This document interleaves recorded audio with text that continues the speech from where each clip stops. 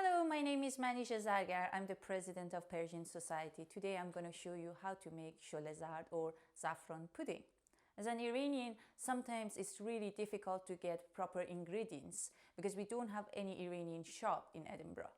So we go to a shop, Asian shop in Nicholson Street or Nicholson Square, and we get our ingredients. If you want to make saffron pudding, you need a cup and a half of sugar, a cup and a half of rice, which you need to soak it the night before. Then it's gonna be soft. And you need 100 grams of pistachio, you need 100 grams of almond flakes, and you need a teaspoon of saffron, and 100 grams of oil. But how we can choose the best saffron? The first thing you need to check is the color of saffron. It should be dark red. These tiny threads of saffron, if you can see, it should be dark red. Redder, better.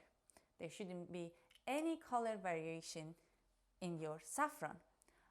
And the smell.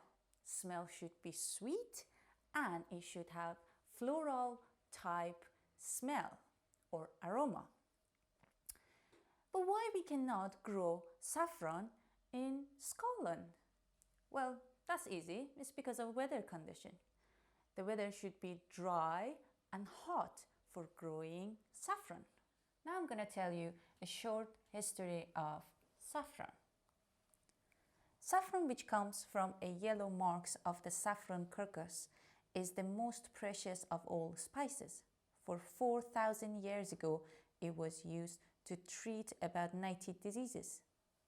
In Iran, there are 50,000-year-old traces of saffron in the images.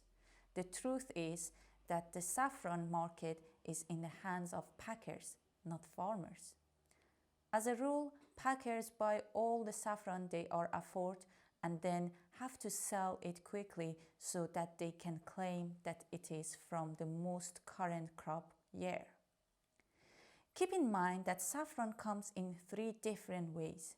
These are saffron threads, saffron tips, and saffron powder. Store saffron properly. Place it into a glass jar and keep it in cool, dark, and dry place.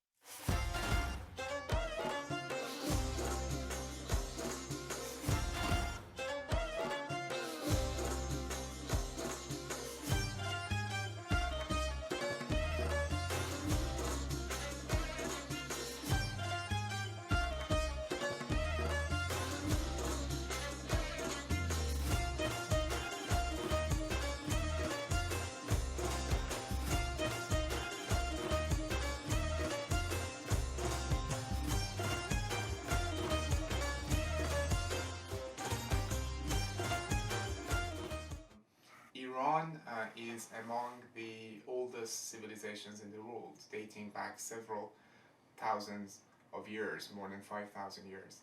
The Iranian civilization and the Iranian culture has spread its wings over the course of this long history to many countries of the world, especially to its neighboring countries like Russia, like the Arabian Peninsula, like Turkey, Greece, and the list goes on.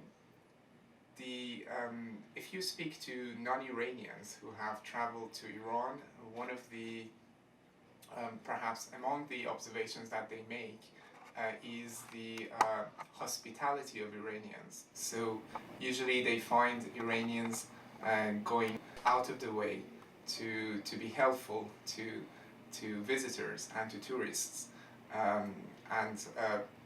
They often find themselves being invited into their houses, although they don't know each other, and this is quite surprising to non-Iranian tourists visiting Iran. The other element, which is very persistent in Iran and very dominant, is Iranian cuisine.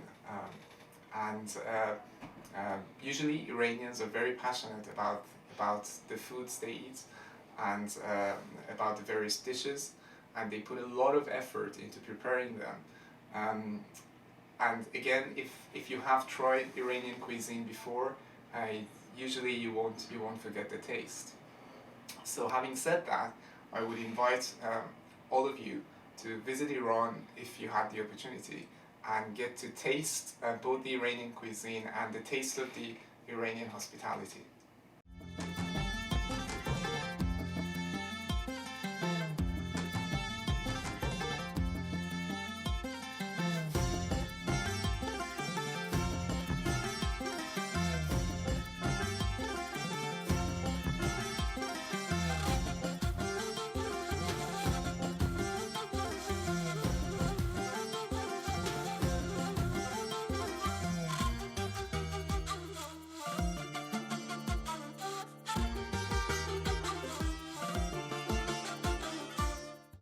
Eight cups of water, you cover it, you wait for it to be boiled. I've got a cup of rice here. I soaked it the night before, and as you can see, it's soft. So I wait for this pot to be boiled, and then I add this rice to the boiled water. And then I leave it for half an hour. Now the water is boiled, and I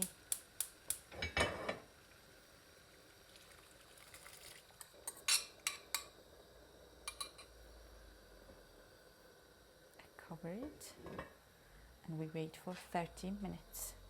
While we are waiting for the rice to be cooked, we can prepare our saffron. You need to add some saffron here and make it like powder. Now you need to add some warm water to your saffron. Not a lot, just a little bit. It's got a nice smell, a nice color.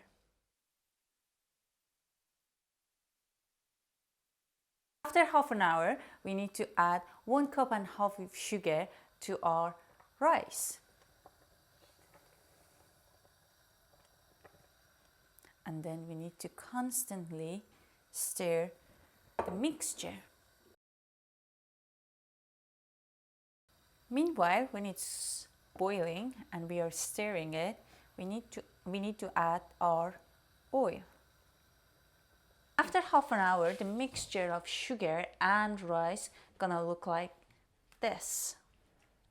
And then that's the time to add saffron. And then we mix and stir it.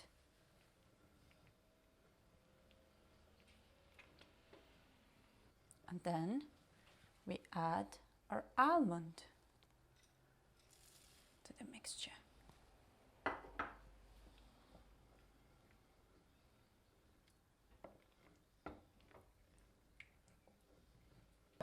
There is a secret ingredient, its name is rose water. You need to add rose water at the very last stage. Rose water has got a beautiful aroma which gives a nice smell to our sholazard or saffron pudding. You just need half a cup diamond, and you add it to the mixture and stir it.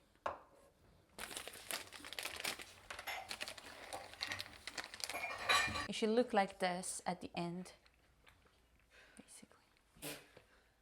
For the garnish, we need 100 grams of almond flakes, 100 grams of pistachio, and some cinnamon.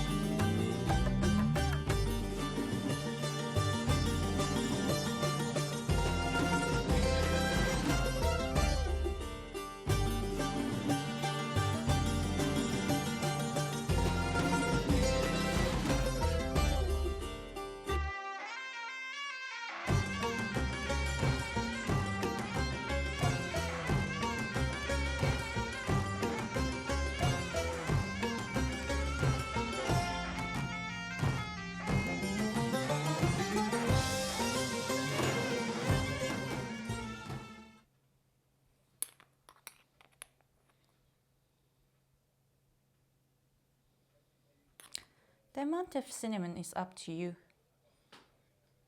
You can use less than that or more than this. You can add some almond flakes.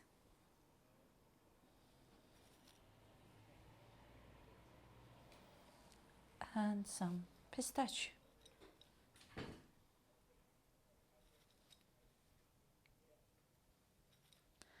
Again, you can add almond and pistachio as much as you want. It's totally up to you.